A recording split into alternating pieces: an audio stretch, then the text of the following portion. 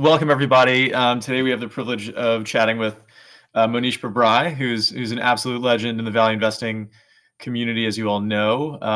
We have a huge turnout for this event. We're also super thankful to AlphaSense for sponsoring this and just helping us, put this all together. Mohnish, great to see you again. I think this is the third or fourth time we've done one of these with you. Although the second time that we've done it from your new library, which I'm always excited to see in the background.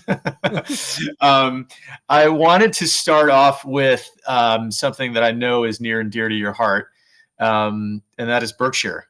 Greg Abel is taking over, I think, January 1st. And I think in the past you've said that you almost view Berkshire stock as almost a placeholder for periods of time when you don't have a big, investment idea or high conviction idea to put fresh capital into. And I'm wondering if you still feel that way, and if kind of the passing of the torch to Greg at all changes your thoughts on Berkshire as as an alternative to the S&P 500, or as a placeholder, I guess, for those of us who are more involved in active investing. Yeah, well, Divya, it's always a pleasure. Great to be here for our annual banter. It's very wonderful. And regarding Greg and Berkshire, so the baton actually was passed a few years ago. So Greg actually, from a practical sense, has been running Berkshire for quite some time. So Warren had passed over all of the wholly owned companies to be under Greg a few years back. And and that's, the thing is, that's where most of Berkshire is. And there's a few things that Warren is still handling, like the public portfolio and so on. And those are going to get passed on in the next 6 months or so. So from a practical point of view, we've already seen Berkshire running under Greg's leadership for some time, and we haven't noticed any difference. There's the baton got passed, and we didn't even notice anything. And I think that as we look at the situation today, Berkshire in many ways is like an index. It's like investing in an index fund, but I think today it's actually a better index to invest in than the S&P. So in the past, like I said, like you mentioned, I've thought of it as a placeholder, but actually it's a better vehicle. I mean, now we have passive investing is more than half of all investing in the U.S. And one of the negatives with passive investing, we still don't see the extreme impacts of that, is that you get this lemming behavior where a few stocks, get money allocated to them regardless of fundamentals because they're in the index. And so that's why we see some of this Mag 7 stuff and all of that going on. But yeah, I mean, I think given Berkshire's large cash position, modest valuation, relatively young leader, it's a good place to be. Is his ethos the same? I mean, I guess, they're different people. I hear your point that he's been there for a while and you haven't noticed a difference, but do you, Buffett himself is a unicorn. And so obviously tough to replicate him exactly.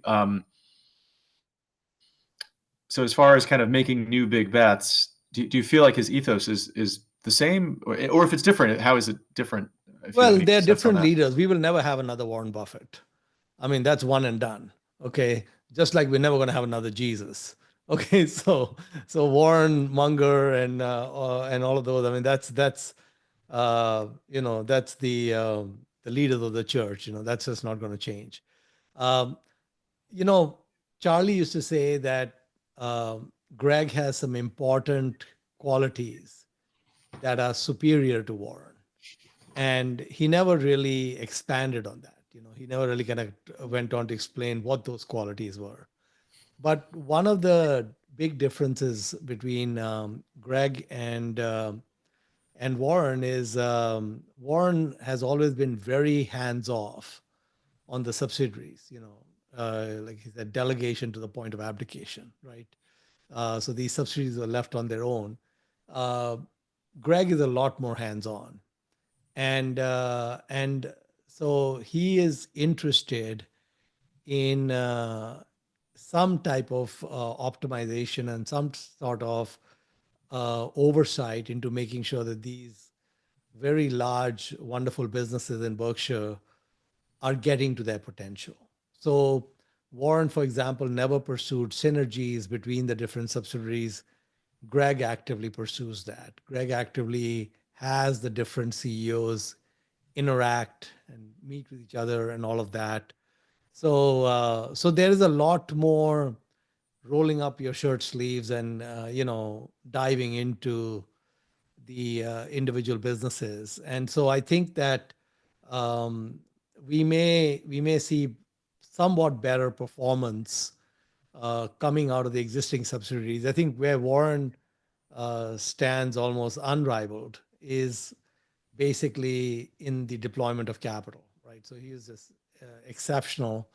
Though he did make mistakes, not being aggressive enough in 2008 and 2020 and so on and so forth. Greg, I think, may do better in those periods.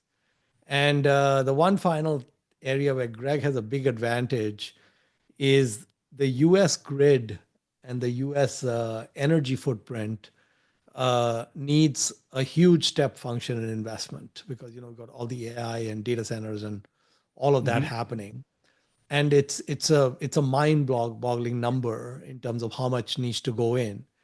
And Berkshire would be kind of the perfect company to leverage that because they have a very large subsidiary in energy. The negative is that there's been issues recently where a lot of liabilities have been passed to utility operators through the court system, the California fires and so on, bankrupting utilities and such. And so Berkshire actually was actually blindsided by that. And so they're going to look for a lot more legal protection on that front. But I think that's a big opportunity for them.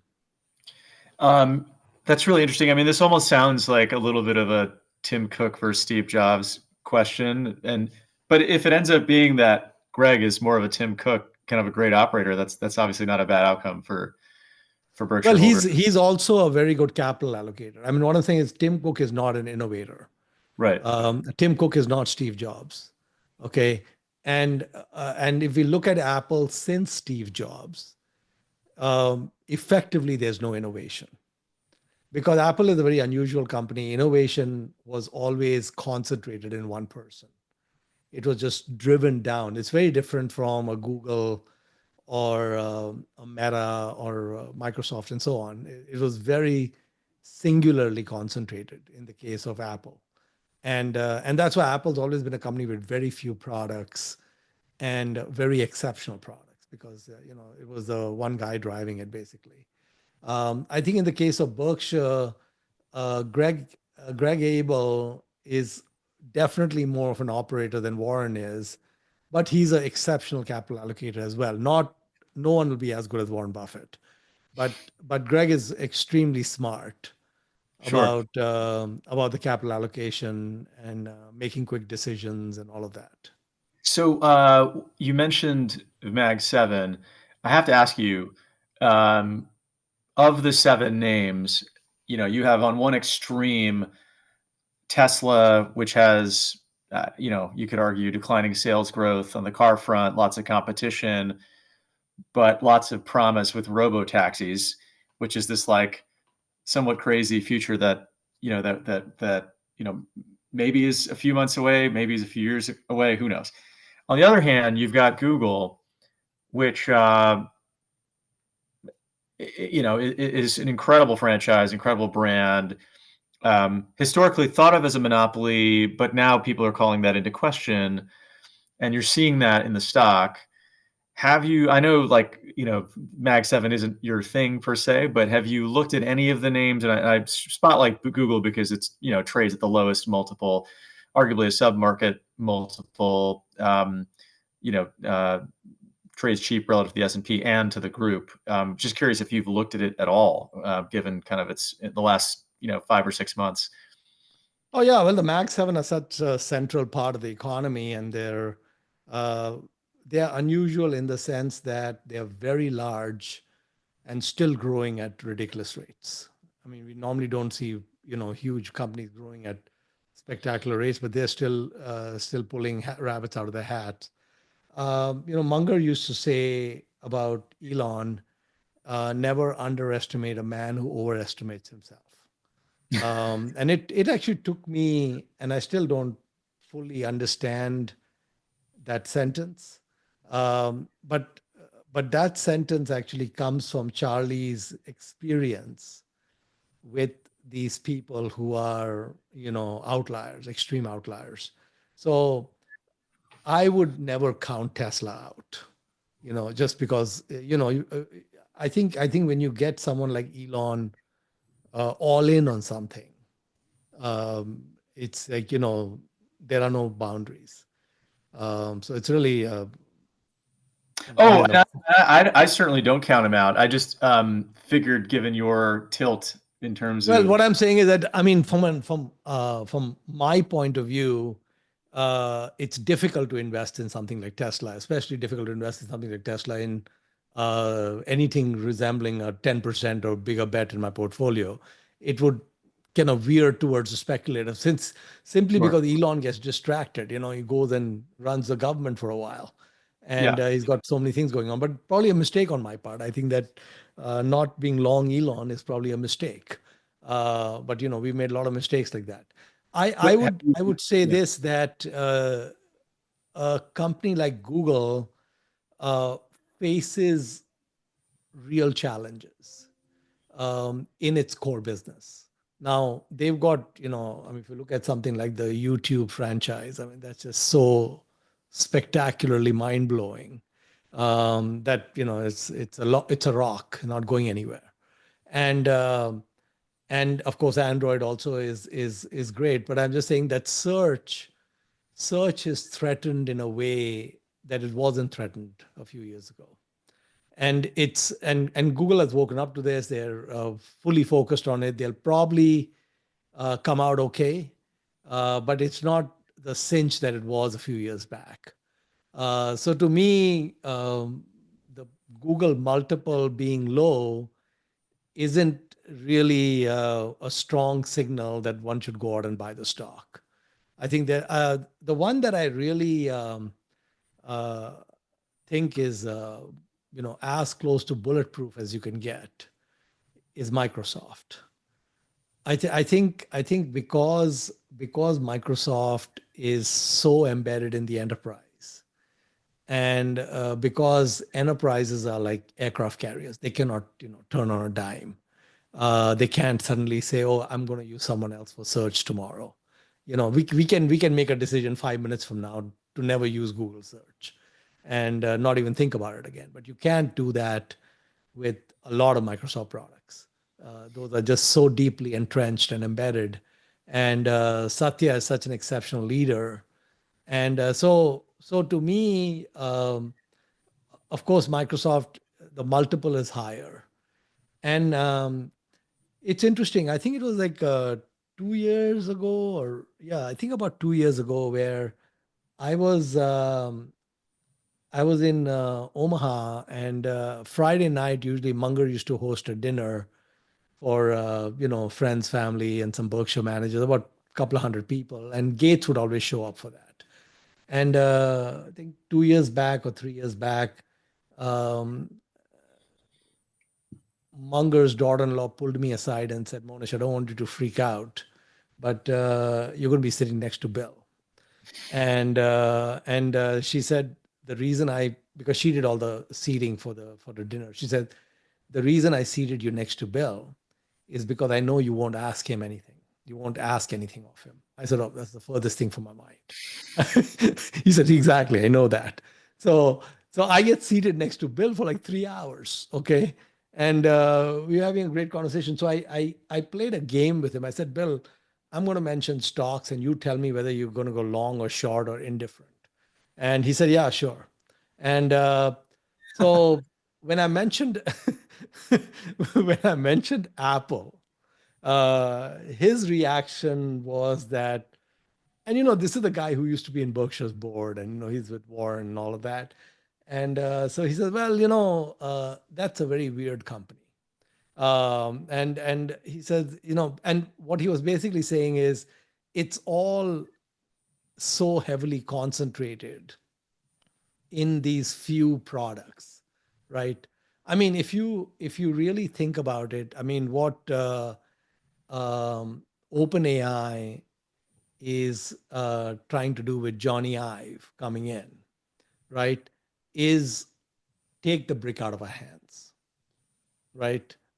So if you take the brick out of our hands, where is Apple, right? And I mean that's where what they're trying to push towards is, you can't make a better brick.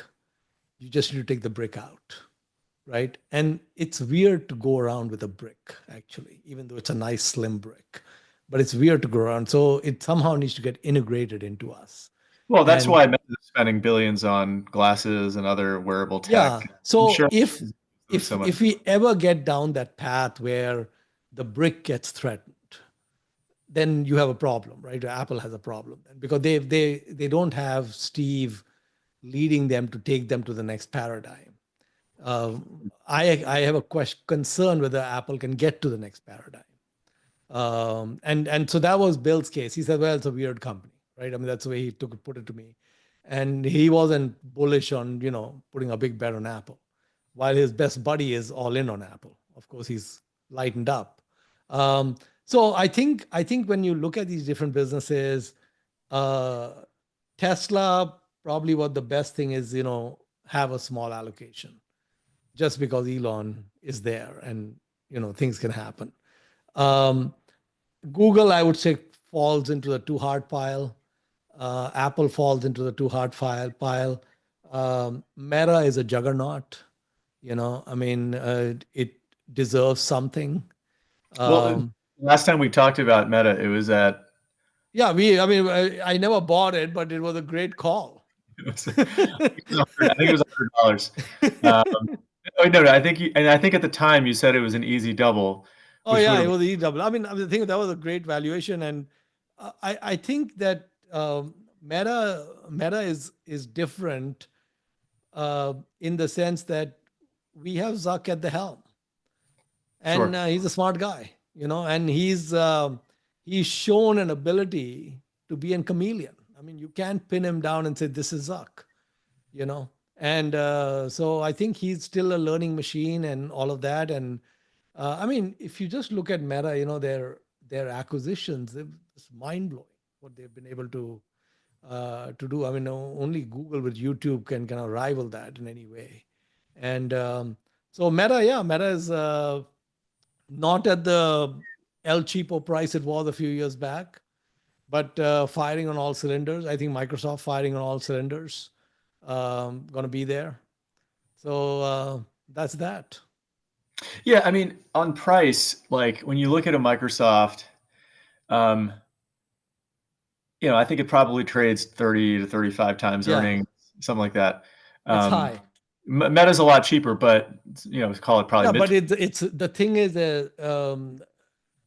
recurring revenues Sure. Yeah, yeah, yeah, is a really really powerful thing to pay up for. So my question is, I mean, you've said this also before that, you're better off owning a name that has long-term growth ahead of it. So you don't have to get too fussy about the specific multiple at which you purchase in, your entry point. Um, is there but at the same time, like I don't think, and correct me if I'm wrong, I don't think you own either of those two names within I the. I have no Mag 7. Yeah, that's incredible. So uh But I'll just go a little further, Divya, so you can kind of see kind of where I'm coming from.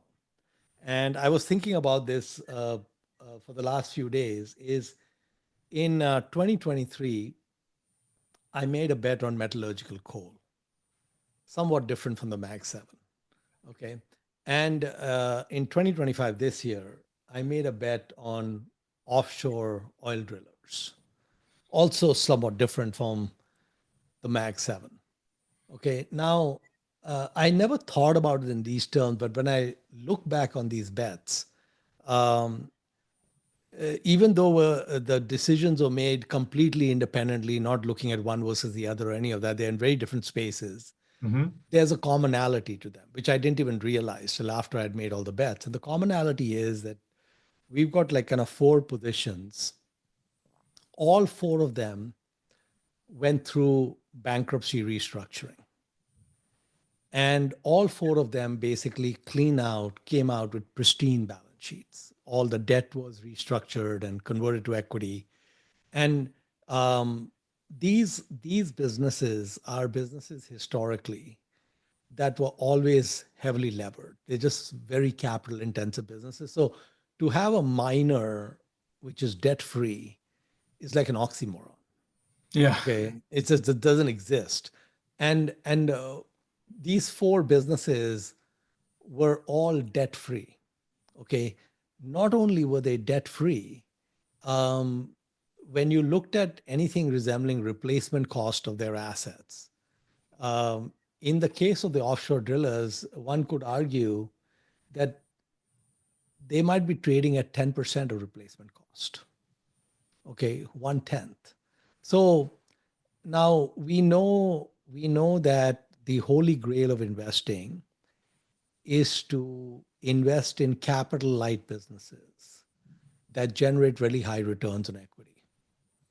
But when you have a business which needs a lot of capital, but you got these capital assets without paying for them, then in my book they start looking like a capital light bet. And in fact, that's probably what drew me in, is when I look at the return on equity of these businesses, uh, it's spectacular. And the reason it's spectacular Yeah. is because uh, you know the assets would cost maybe 10 or 20 billion, and you got them for 2 billion. Let's Okay. let's talk about the metallurgical coal group first. So I don't know if you want to start with Warrior, but I hear your point on replacement cost. I'd love to hear how. First of all, how did you learn that there was this, you know, this extremely um, large discrepancy between the cost of building, you know, let's say the mine today versus what maybe they spent originally to build it. But if you could just walk me through your Warrior thesis on a simple level, that'd be super interesting. I have a sense I know where you're going to go, but I'd love to hear you out on it. Well, in the last, and I'm not in the stock tip business, so this is just a discussion. Totally I'm not. understand. I'm not asking people to go buy the stock. In fact, I think you shouldn't buy the stock listening to some talking head. Not a good idea to do that. So No, no, please but do I think your it's own. a great example of your Yeah. philosophy. So in the last 2 years, I spent a lot of time with miners. I spent a lot of time in the mines, um, thousands of feet below the surface. Spent time at the coal terminals, uh, watching the trains getting loaded and ships getting loaded, all of that, and even made a trip to Mongolia to see one of the largest surface mining metallurgical coal operation, which was spectacular. That was a great trip.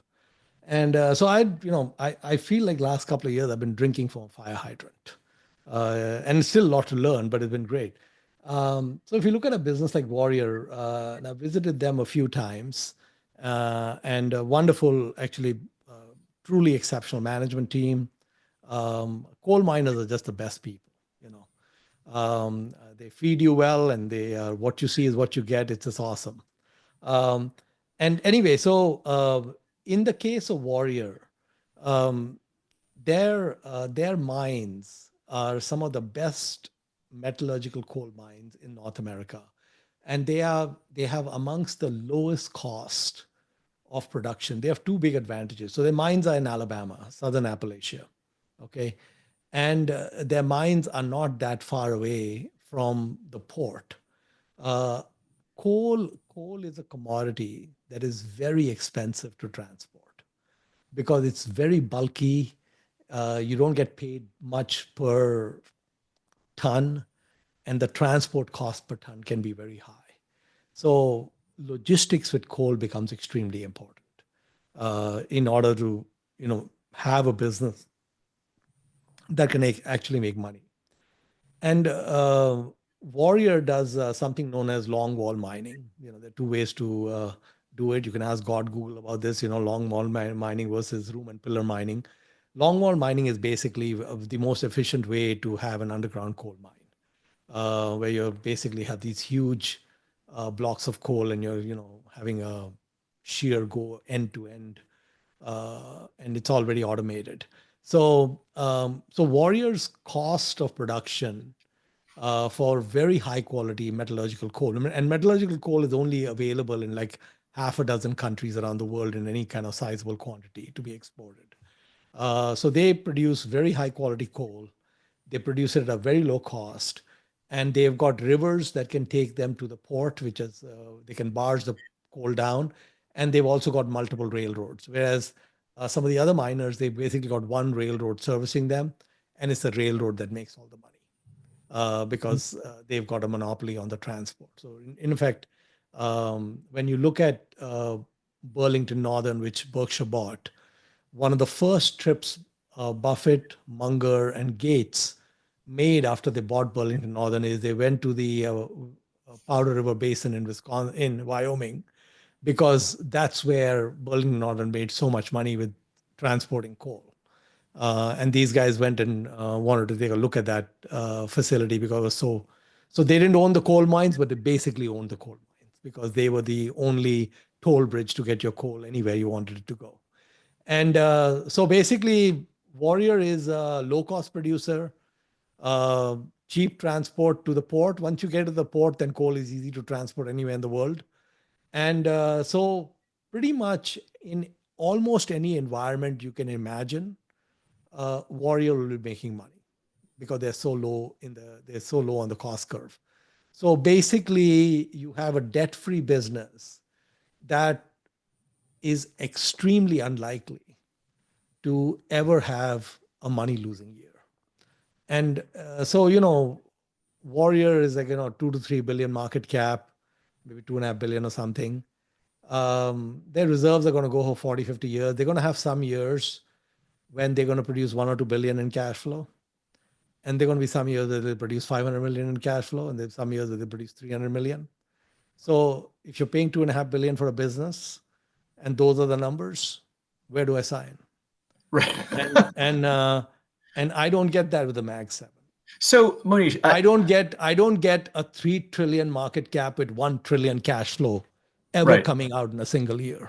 So one question I have, I mean, a lot of these situations, like this situation you're describing from a valuation standpoint, I mean, if you're correct about the fact that, they could potentially do $1 billion in free cash in a given year. It's not even theoretical. They've done it in the past. They've done it in the past, right? Yeah. It seems like it begs the question, like, well, why on earth is the stock trading where it is? I was reading it's a 4-lettered word. Is it that simple? You're not allowed to utter the 4-lettered word. So here's another point. I was reading this conference call transcript on AlphaSense where there was some expert who was saying that people confuse metallurgical coal with thermal coal. Yeah, so basically, there's a lot of difference between thermal and metallurgical coal. Thermal coal is available across the globe in a zillion places at various grades, low grade, high grade, whatever, right? The extremely high grades of thermal coal kind of border on being usable for metallurgical uses. But the extremely high grades are very rare. Metallurgical coal sits in its own universe. And this is one of the reasons why everything gets painted with a broad brushstroke. And so you really have to separate thermal coal for metallurgical coal. We will not have a civilization without iron and steel. And we cannot produce enough iron and steel just by recycling the existing iron and steel. So the only way you would not use metallurgical coal in terms of all the known processes of how to produce iron and steel would be to recycle steel. The problem with recycling steel is places like India and China, etc., do not have enough scrap steel to take care of what their needs are. So usually it's advanced economies like the US or Japan, which have a lot of recycling of steel going on. In the United States, we scrap a lot of cars, right? I Mm-hmm. mean, we have 15 to 17 million cars a year, new cars being sold, and probably a somewhat similar number being scrapped. And there's a very efficient mechanism to get that scrap steel. Most of it gets exported to China, etc. But we don't have enough scrap steel, and also you cannot produce the highest grades of steel by using scrap. So basically, at the end of the day, um, places like India or Indonesia or Vietnam or eventually Africa and so on have huge appetites for iron and steel that cannot be fulfilled by recycling your way through it. So 50 years from now, we will still be burning metallurgical coal to produce iron and steel. And this is another thing we've talked about, is that you've moved, I think, your own, all else equal, you would prefer to buy names that you can sit on for decades, Mhm. potentially forever, right? Sure. Like I wish I had bought Microsoft when I was, a preteen, using, Windows operating system back when there used to be like a 386 processor, made by Intel. And that could have been my one position, and I'd be, very wealthy just from that one, trade alone. Um, Well, I'm getting a Bill little Gates feels the same way. He wish he had kept his Microsoft stock. So yeah, don't beat yourself up too much, Divya. he It's must be, okay. he must be a little annoyed that Bombers kind of, profited off of all of his work, starting the business. But one of the things you've talked about in the past is mistakes you've made with respect to selling positions, where maybe you're up 3x on a stock and you're like, oh, I'm up 3x on a stock, I'm going to sell and get out, when really you may miss another 20x or so of gains. How does that experience kind of impact the way you think about holding, like Yeah, for I mean, I think we are gold? old too soon and wise too late. This is the story of my life. And absolutely, it took me a long time to learn that there are very few truly great businesses and truly great compounders. Very, very few. And when you find yourself in the happy position of a partial ownership of one of those types of businesses, don't get cute by selling when you think it's overpriced or fully priced, because you really don't know what that is. And so until it gets crazily, egregiously overpriced, and it's obvious that that's the case, if it's a great business that's still firing on all cylinders, just keep it. And what would be kind of that break point for HCC? I mean, is that it gets a market multiple, or what would you say Well, is? I would say that none of the Mag 7 currently sit at a point that I would call egregiously overvalued. Yeah, I would agree on that. So basically, if you own them, I would just keep them. Yeah. Um, Now let's talk about. I don't know if you want to do like Noble or Valaris first, but Well, tell. they're also very similar in the sense that the last time, okay, so a drill ship, which is uh, one of these things which would today cost around $1 billion to build. Basically, it allows you to drill deep into the ocean without really having floor of kind of feet on the ground, if you will. They're ships they've got a kind of hole in the middle to allow drilling and so on. It's really a kind of engineering marvel. So the last time one of those ships was built was about 10 years ago. And the industry went through a crazy orgy of overbuilding about 12 or 13 years ago, and then it went into a total nuclear winter where there were so many ships delivered, and almost all of the players went bankrupt because they were so highly levered and rates collapsed and all of that. And when we look at the situation today, uh, things have come back into balance. A lot of the older ships have been scrapped. Nothing new has been built. And so when you look at a company like Valaris or Noble, and just if you were to just look at their fleet and say, okay, um, what would it cost to replace this fleet, right? Well, the cost to replace this fleet would be like maybe 10 times the market cap because they're just trading at such a extreme end of the thing. And the second is that the current day rates that you get paid for drill ships and jackups and all of these um, does not justify a new build.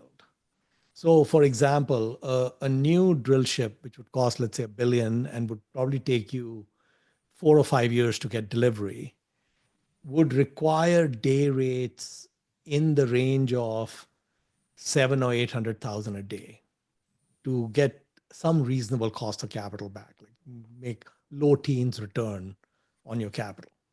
So you would need to get about 800,000 a day to get a 12% or 14% return on your capital, which is reasonable. And day rates today are in the 400s. So basically, you cannot go out and build a ship today, and every day and every year, ships get scrapped. And so this market is coming into a tightness. The other thing that people don't realize is that offshore drilling for oil has a very low cost. So, like for example, in Brazil, which has huge amounts of offshore drilling, the cost of producing oil is $20 to $30 a barrel. It's almost half of what it cost with fracking to produce oil offshore. It's long cycle time, high capex, but effectively, when you amortize it, you get to the $20 to $30 a barrel type price. So it's very profitable. And so basically, this is a situation where these companies have no debt or very low debt. They basically have great assets, and the market is gradually tightening. And if rates were to go, for example, from the 400s to 6 or 700 um, a day, I mean, Valaris and Noble, I mean, they would be just um, printing almost the entire market cap in cash every year. Hmm. So that's why Mohnish is there. Has the just curious? I mean, when we were talking about steel, I mean, so Trump's been in the news a lot of trying to revive the American steel industry. You would think that some of those headlines would have had maybe a somewhat more positive impact on the stocks themselves. Are these names just is it a situation where there's just not enough research coverage, or I'm just curious, like why we're not seeing more of a positive reaction, or is it just the world sees kind of global manufacturing coming down because of tariffs that they don't. Well, so sell side coverage on the metallurgical coal names is almost non existent. Got it. And the reason there's no coverage is these companies. Um, so I'll give you an example. One of these companies whose CEO I was speaking to said to me that they had a 60, 70-year-old relationship with JP Morgan, banking relationship. They've never gone bankrupt. They've always been profitable, very profitable banking. And JP Morgan told them, we cannot have you as a customer anymore. Please find another bank because we have too much ESG pressure. So this is a highly profitable relationship for JP Morgan. Hundreds of millions of dollars going through. They're not borrowing money. They're not going to default on anything. They're never going to be a money losing client. You're collecting all kinds of fees on letter of credit and all of that. Why would a JP Morgan say to them, I don't want your business? when I've had 5 decades with you? Well, they're saying it because of irrational reasons, right? And so these companies have a hard time getting insurance, getting banking relationships, uh, getting anything because they're a pariah. And so on, it's not just on the like there's sell side coverage or no sell side coverage. It's like when they're trying to get insurance, like workers' comp insurance, for example. So these companies are self-insuring, first 10 million in claims per worker covered by the company, right? They just need someone to give them a policy because it's required by law. Effectively, they're self-insured. They still have difficulty getting insurance because there's a bunch of companies who will not write that type of coverage. And so surety companies, same issue. They need sureties for their mines, and again, they have difficulty. So many things that they need for their business, they repeatedly have difficulty getting. And so all of that, what that means is that for a new company to start in this industry, or new mine, or a mine that's been shut down to restart, the factors to start it are so challenging that effectively we're going to see a shrinking pool of productive mines at a time of increasing demand. Now, what level of access do you typically have? Obviously, you've been doing this for a long time, to the management teams, and is that something you require when you underwrite a new position? Like, so do you know the CEO of the offshore drilling companies you're invested in, or the coal businesses? If you Oh, haven't met, we've spoken to most of them. We've met most of them. Um, because they're treated as pariahs. If I call, they'll take my call. Nobody wants to talk to them. right? So they're happy to talk to Mohnish, but it's not needed.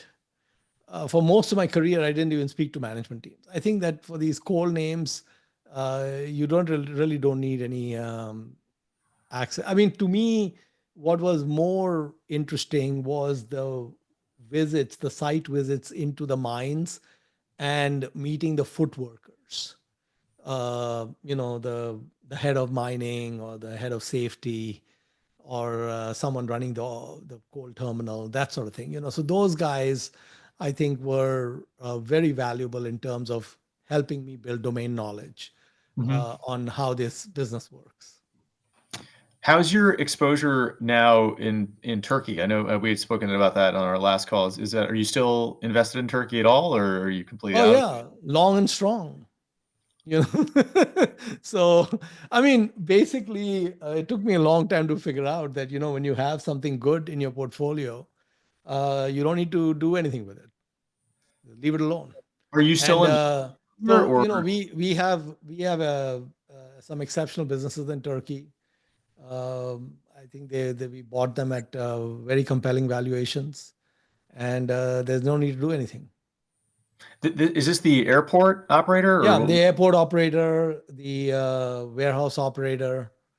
I mean, their businesses are on fire. what's the name of the airport operator? It's called TAV Airports, TAV. Hmm, got it. And I mean, TAV Airports basically, the airport operator. So in the US, uh, all airports used to be government owned and government run. Okay. We now have one airport in the United States that is privately run, which is LaGuardia. Okay. And you know what an armpit LaGuardia was before. Okay. Like you would avoid it like the plague. Okay. And now it's the preferred airports to go through. You know, the one to avoid is Newark. So I don't want to go anywhere near Newark. And but LaGuardia is an interesting case because the first time in the US that they've actually given it to a private operator for a long period, and they transformed the airport. So 96% of airports around the world are government run and government managed. And maybe 4 or 5% are private. And these private, like in India, almost all the big airports are all privately operated. They are BOT models, build, operate, transfer. And it makes all the sense in the world, in the sense that the country gets a great airport without putting up any capital. A great operator runs it for for a few decades, then gives you all the infrastructure back to the government for free, and you go on from there. And so TAV Airports actually is a wonderful company because it has operating leverage. When passenger traffic goes up 5% or 10% in a year, their costs don't go up. It's pure operating leverage. And so over time, their cash flows are just exploding. It's a Hmm. beautiful business. And And speaking of India, I think we had previously talked about the National Stock Exchange, maybe briefly, and then there was an energy trading company. I think you had spoken to me about that Indian Energy guys. Exchange, yeah. Indian Energy Expand. Yeah. Did you ever put a position on in any of those names? We used to own IEX. We don't own it anymore because there in the middle there was a lot of rumbling that started happening that the government was going to destroy that monopoly. It became very hard for us. We went in the too hard pile. In the end, I think IEX is going to prevail. It's a beautiful business, but it became just difficult for us on that front. The National Stock Exchange in India, NSE, that's actually not a listed company. It's a private company. And it'll probably go public in the next maybe what year or two, probably. And it's a great business. Yeah, I was reading your daughter's write up on it. It's pretty compelling. Um, this is great. Now, I guess one thing before I want to check to see if anyone has any questions as well. But we're in a very macro-driven environment right now, and there are a lot of investors who are just like on eggshells with respect to rates. Trump's every now and then he bashes Jerome Powell for not lowering rates, and you know has you know has the interest rate environment at all like had an impact on how you were thinking about portfolio allocation? It sounds like the cold names don't even have debt, so maybe it's less of an issue there. But certainly from a valuation standpoint, multiples generally come down if rates are high. Just curious if you've Well, I think the seesaw with the tariffs is really, really damaging to the U.S. economy. I mean, those are some things you don't want to change on the fly. And I agree with Trump that trade should be free and fair. And I also agree with him that the US didn't have the fairest deals with a lot of countries. They were taking advantage where it wasn't symmetrical. But to go in with a sledgehammer and then keep changing things every few days or every few weeks or every few hours is really very problematic. So I wish they had taken a more kind of surgeon's precision approach where go to the large trading partners one by one and sit down with them and redo the deals without saying, okay, tariffs are 150% and now we'll sit down and talk, that sort of thing. So I think that it's been it's already caused a lot of damage, I think. And I'm hoping now the good news is that they say they're going to have a deal with China, which would be very helpful. But they really need to get the largest trading partners into a space where they're not on quicksand. Whatever, and that's the other problem that the partners have is they feel the U.S. is unreliable because they feel that whatever deal we come up with, it might change in 3 weeks, and so that doesn't bode well. But I agree that I mean I think that people in the Trump administration need to spend more time with Adam Smith and David Ricardo. I think that some basic econ lessons are yeah. lost, and I think that a lot of the trade where we got to was based on Adam Smith and David Ricardo, which is why we were doing well. Now, I agree that there were unfair situations or countries taking advantage of the US and all that. And yes, that should get fixed. And I'm glad Trump is fixing it. But going through bull in a China shop, you know, just not the right way to do this. What's your take on the big beautiful bill? Obviously, there's no bill yet, but it's it's certainly a big headline, and On Well, the one, I'm in Elon's camp. I don't think we should have bills which increase the deficit. right. I mean, I think Elon saw firsthand how hard it is to cut, how hard. And then he sees this bill which is going to add a few trillion. And that just probably, rubbed him the wrong way. And when he's even to get 50 billion of expense reduction is very hard, right? I mean, everyone fights you all the way.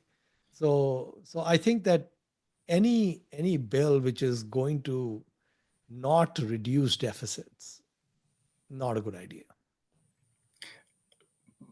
But if we do end up with a bill that creates, maybe it's not 4 trillion of excess deficits, but maybe it's 2 trillion of excess debt. We'll see what the I Senate. don't think we can. I don't think we can afford even $10 more of excess deficit. Yeah. I think we already are push. The thing is, the U.S. is pushing all the limits. I mean, we borrow in our own currency, which gives us a lot of leeway. But really, you know, I yearn for the days of Bill Clinton when the budget got balanced and actually had a surplus.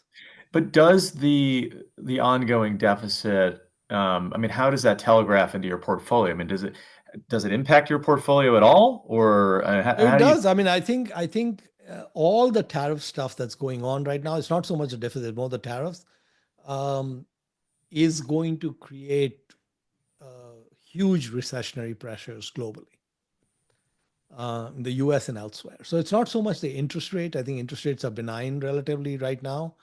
But I think the tariffs, you're playing with fire there. Mohnish, we have a long chain of questions. We're not going to go through all of them. One easy one. What are you reading right now? Well, the book I've recently enjoyed is Buffett and Munger Unscripted. So this guy basically went through all the Berkshire annual meetings online, which are on buffett.cnbc.com. And he basically reorganized them by subject. And that's a yeoman's effort. I mean, that's a lot of effort to do that. Not easy to do. Maybe AI makes it easier, but he did a masterful job of that. So uh, someone had done this. Larry Cunningham, the professor in New York, had done this for all the Berkshire annual reports, where he reorganized them by subject. So if you wanted to know what Buffett ever talked about, said in his reports about inflation, or about capital allocation, or about return on equity, any of these things, you could read that. But now we can do that with and the annual meeting stuff is even better than the annual reports, because the annual meetings is unscripted. He is not coming there knowing what questions are going to be asked and knowing what the answer is going to be. And you got Munger in there too, who's throwing in his input as well. So I think that the wisdom that came out of all of that, and to be able to reorganize by subject, that's fantastic. Now, you've got a lot of Asia investing experience. Have you been bargain hunting in China at all? I don't approach it that way. I look at it more in terms of I look at it bottoms up. So I look at it from a company point of view. Mhm. And last couple of years, we found these things in the US. We found met coal in the US, and we found the offshore drillers in the US. Now they're global businesses, and they're export powerhouses. They're sending stuff all over the place. Um, and other things being equal, I prefer US governance over anything else, right? And so I was able to get US governance, and it's difficult. I think it's very difficult from my vantage point to top what we found in Turkey, and what we found in the met coal, and what we found in the drillers. So basically, like I said, bottoms up, we look at things that are hated and unloved or being discarded, and that's where we go looking. Have you maintained your, I think you had mentioned, wanting to own 10 companies in equal size. It seems like you have 4 companies. Well, we Primarily. when we make a bet, we ideally want it to be a 10% bet, right? So in an ideal world, if I'm starting out on day one, and I had 10 ideas, it'd be 10% each, right? Now, what happens is that when we buy something at 2% liquidation value in Turkey, like we did, and goes up, it's going to become like, 40, 50% of the portfolio. And we're not going to trim that because it's still undervalued. So basically, if you are successful as an investor, you are going to end up with 80% in a single position. Mm-hmm. And one should not have that much reservation about it. If we look at the Walton family and Walmart, for example, when Walmart went public, 55 years ago, the Walton family owned about 46% of Walmart. And if you look at it today, they own 46% of Walmart. Okay. And I mean, Sam Walton died 33 years ago. And the founder passing away and leaders changing and all of that, they haven't done anything. They've been running this thing the way Balmer does, set it and forget it, right? And the dividends that have come out of Walmart, if you ever visit Bentonville, one of the best places on the planet to live. I mean, what they've transformed that into, it's a biking mecca, it's a cultural mecca. They've just transformed the place. It's incredible. And that's all come out of the dividends. They've never sold a stock. And so basically, it's a very natural thing for entrepreneurs to be very concentrated. And investors need to understand that when you do things well, you're going to end up with heavy concentration in a few businesses, and that should be okay I because want they're to so end. hard to find. I want to end on a positive note. We've talked about, I guess, some of the volatility with respect to the way the world's operating nowadays. I mean, what are you most optimistic about from a geopolitical standpoint, and also from a more domestic policy standpoint, if anything? Well, I'm always a bull on America. We are somewhat playing with fire when we turn away the foreign students. That's a big. I mean, the tariffs is a big no-no from my point of view. The way it's being done, the foreign students being messed around. It's a huge American export, one of the best American exports. I mean, you're talking about uneven trade. This is a great trade, and we're turning away the tourists, which is another huge American export. So I get really concerned when we start playing with the crown jewels like that. I'm hoping all of this cooler heads would prevail, and we should be making it easier to get the best talent in the world in. The United States has done extremely well with the best talent coming in. You look at the Mag 7 and look at who's running them and senior people in the company and all of that. I mean, you take the foreign talent out, and there's a problem there. And so we really need to leverage those strengths, pull the best talent from around the world, hopefully make the trade free and fair again, and let the country do what it does well. Just let it rip. I think that'll resonate with most of the folks on this call. Hopefully, everyone. Mohnish, this is great. What a privilege. Thanks again for taking the time and imparting your wisdom to all of us, disciples of value investing. And yeah, it's been great chatting. We'll look forward to the next one, and hopefully, maybe we can do something in person one of these days as well. Oh yeah, that'd be great. Well, Divya, I always enjoy our banter, so thank you so much. Absolutely, Mohnish. Thanks so much, and thank you, Alpha Sense, as well for sponsoring. Looking forward to doing this again. All right. Bye. Thanks, everyone. Bye, guys. See you.